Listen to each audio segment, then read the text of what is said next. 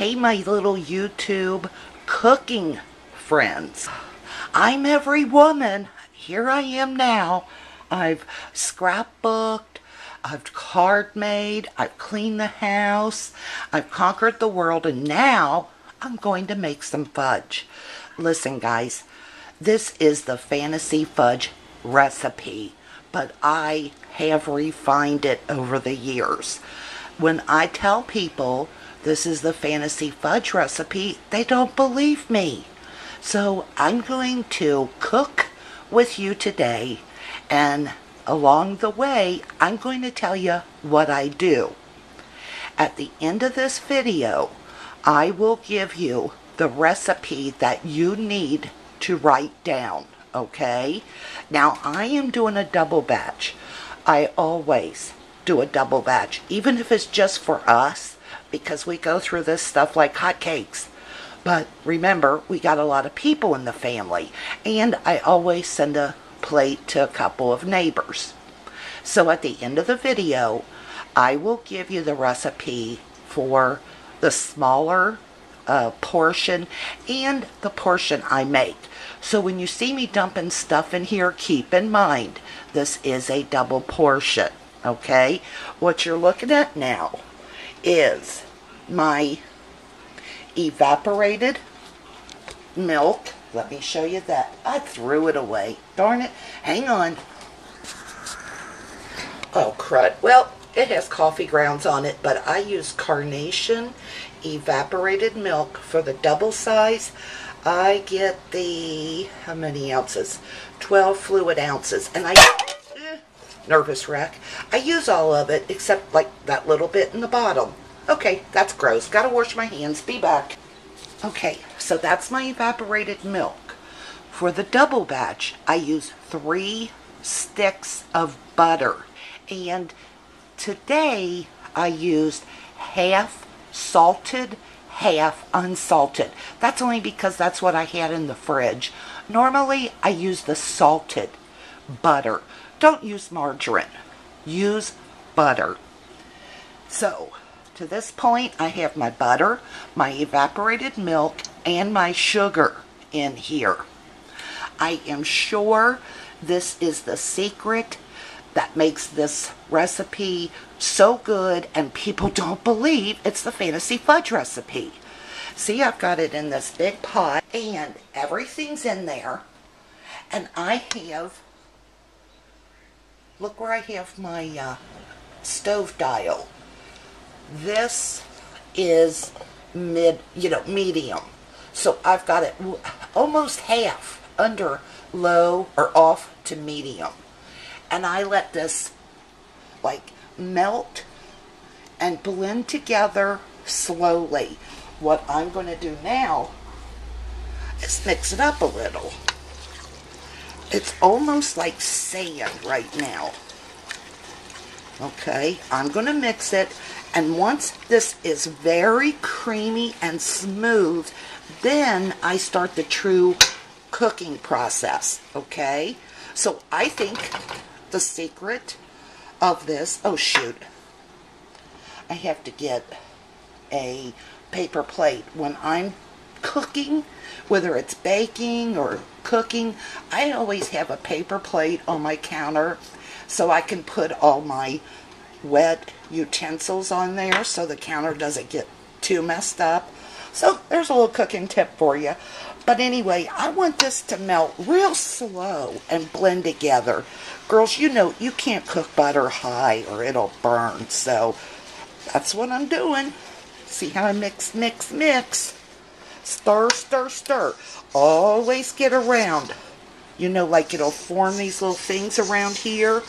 Get that real good.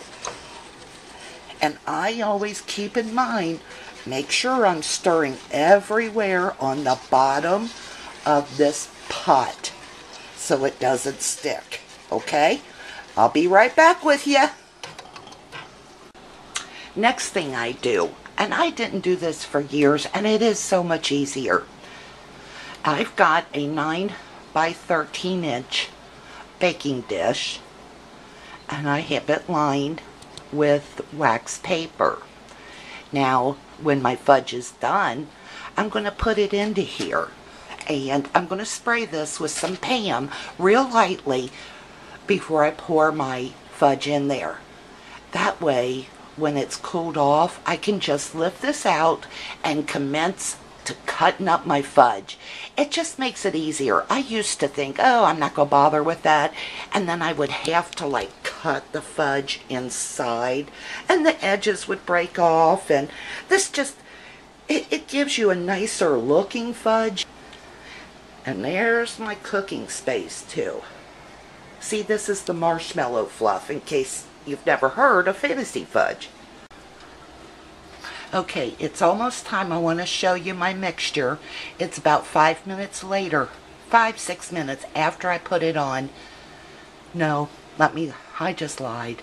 It's probably about 7 to 9 minutes since I put our butter and milk and sugar in the pot. And I want to show it to you. First, I wanted to point out something. Again, you probably already know this, but in case you're a new wife or out on your own for the first time, listen, I didn't have anybody teach me this. Most of these skills, if I didn't learn it from my great aunt, I taught myself. So anyway, see this big old 20-pound bag of sugar, or what is it, 5 pounds? 10 pounds. Instead of trying to scoop out my 6 cups and getting sugar everywhere, I just pour some into my little plastic bowl here. Okay, now look at the texture of our mix. See how creamy? Real nice and melted. And I will use this to stir my mix. I will also use this. I think this just gets the bottom, make sure nothing is sticking or getting too hot down there. And now I'm going to turn the heat up for right now a little bit past medium. I think the recipe says, let's see, bring to full boil. See, the recipe doesn't even, yeah, it says over medium heat. But I want to get the show on the road. So I want it to heat up just a little quick, but I don't want to run a chance of scorching it. So I stay right here with this fudge. You cannot leave the kitchen at this point. I put it up a little bit past medium. And once it starts to simmer and boil, I'll turn it down just a little bit at a time, and I'll show you how I do that. And you know what? I'm in a hurry today. Let's crank it up to 7. Now, I am a professional, so you may not want to try this at home. I've been making this fudge, oh gosh, I'll bet you 15 years. And like I said, listen, in the beginning of those years, it wasn't so great. But after trial and error, I just figured out how to do it better. And let me tell you, one year, this was a Christmas tragedy. You end up using the Nestle semi-sweet morsels. When you go to put them in, it's kind of like let me sit y'all down so I'm not shaking. Hang on. See, I'm watching my stuff. I'll show you my little coffee mugs. Anyway, let's chat while I cook. I was making fudge, and when you get to the end of the recipe, everything speeds up. You gotta kind of be quick. It's the grand finale. So here I've got a lot on my mind. You know, the kids are in the kitchen, and it's the end process of making the fudge. So I open my chips, I pour them in to the boiling hot liquid mixture, and out of this bag comes a coupon. I see a darn coupon floating around my fudge that I'm going to give to family and friends. I almost died. So without even thinking, what do? I reach in and I pulled the coupon out. Well, I didn't fish it out. I was in a panic. I wasn't thinking, oh my gosh, it about burned 3 of my 5 fingers off. I was so mad. I ended up calling Nestle's, the company, and I was like, what are you people, cynical? Are you trying to kill mommies and grandmas across the country? And they was like, lady, what's the problem? And I told them, why would you put a coupon in the bag? People get to cooking, and I couldn't see the coupon. I wouldn't have done that if I had noticed the coupon. And it was like one of those coupons that are wrapped in plastic, so when I go to yank it out, the hot mixture splatters all on my arm.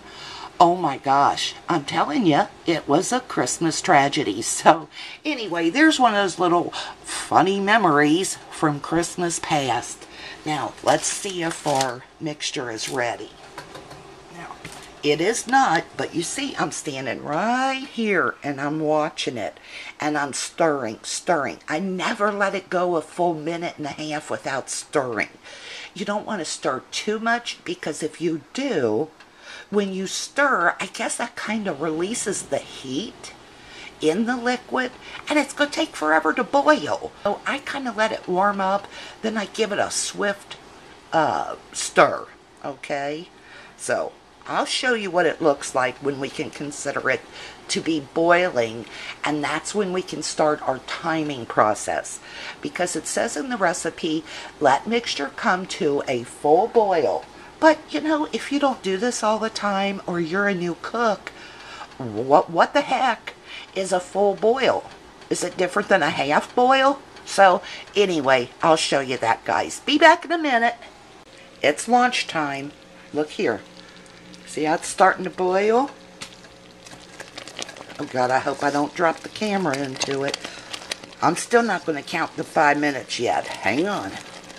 Start now. You want to start to turn down. Watch what I do. Oh, that's too much. I don't want a sudden drop in temperature. I don't know why, but I just feel like that's important.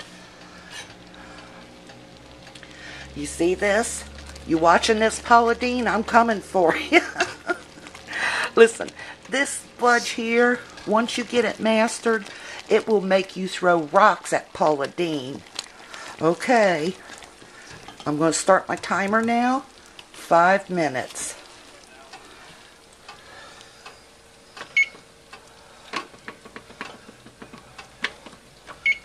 And away we go. I'll be back. Okay, look at it go. It's maybe 2 minutes since I spoke to you last. Look at it go. Now, I am not leaving this pot, girls. Do not leave your mixture. And I am stirring every 30 seconds, and I'm giving it a good stir.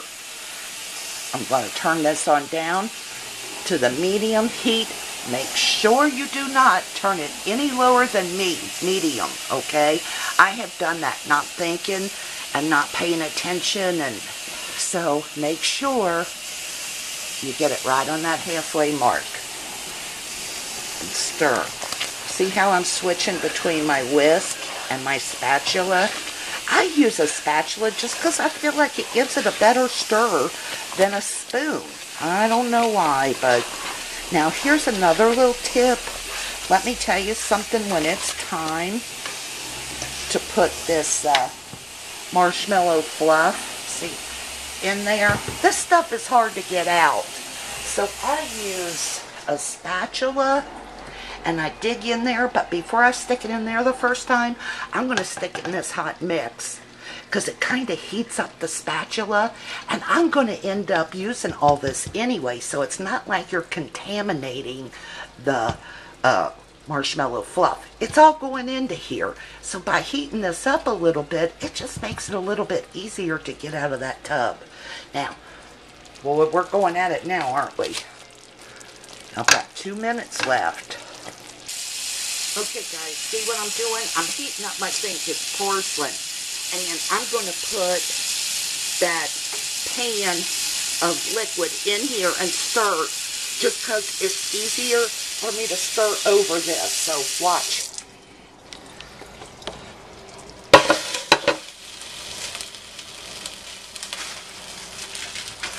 First those morsels.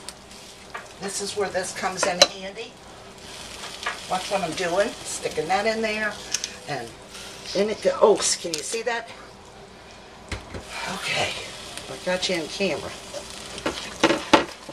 You gotta mix this quick because it'll cool off on you and you'll never get your ingredients mixed. This will separate the girls from the women. And this is a big batch, remember.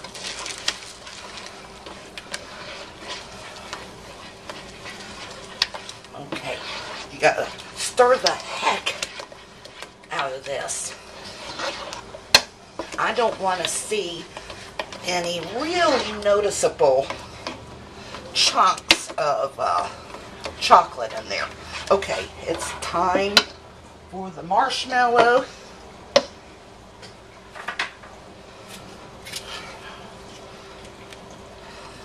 Okay.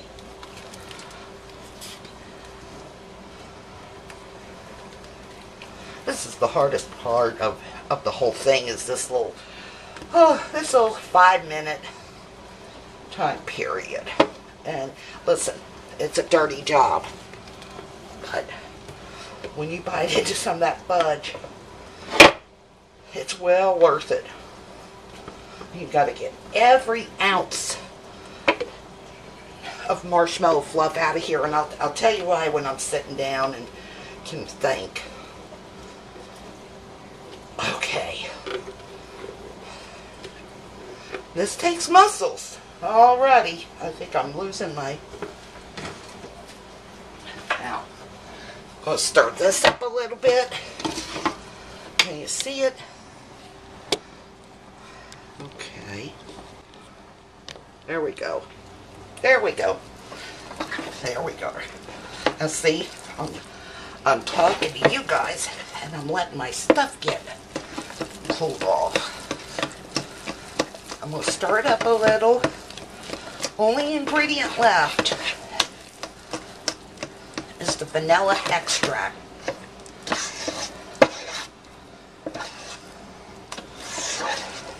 Two teaspoons I'm going to put in. Let's do that now.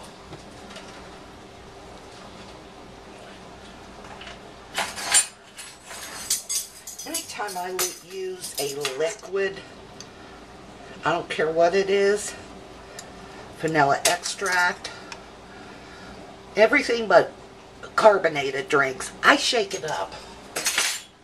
I give it a little shake because you just don't know, is something settling? So always give your liquids a little shaky shake. Okay, here we go again. Ooh, I think I got a little buzz off that alcohol in the vanilla extract. And use pure vanilla extract. Pure vanilla. Okay, it's coming together now. Not so bad, right? I really want to make sure this is creamy. So even though it looks well blended, I'm going to keep stirring for just a little bit. See what I'm doing? Okay. I think that's good, guys. There we go.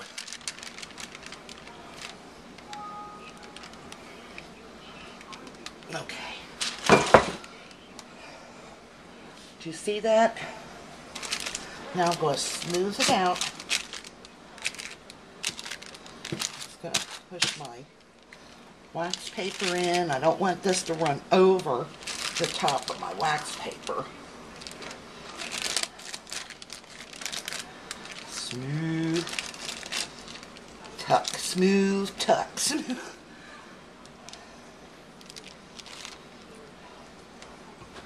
Let's put a little more in here. We can afford it. So I'm trying to get two batches out. Now I have a smaller glass baking dish over there all ready to go.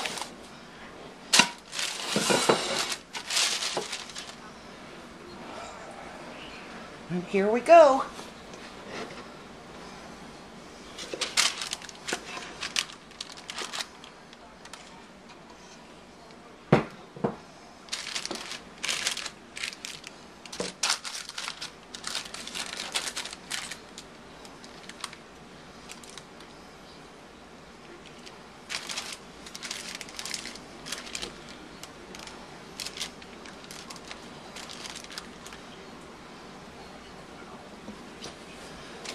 Okay, there it is. Now we just have to wait for a while where it cools off.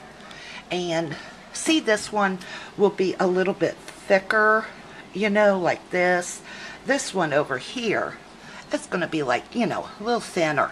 And on the recipe, it says to cut it into like 3/4 inch by 3/4 inch squares. Listen, my family will break off half a hunk and eat it. So I make ours a little bit thicker high up, you know, and I cut it in bigger chunks.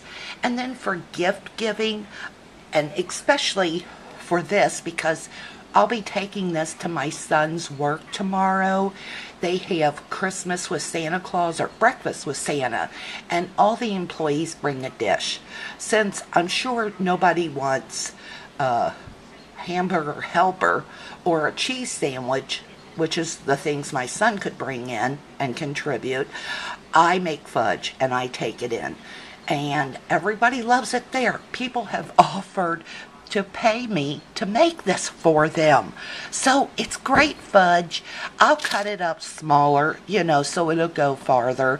And I'll be back in a minute to tell you some more about this fudge. There are some advantages to being the cook.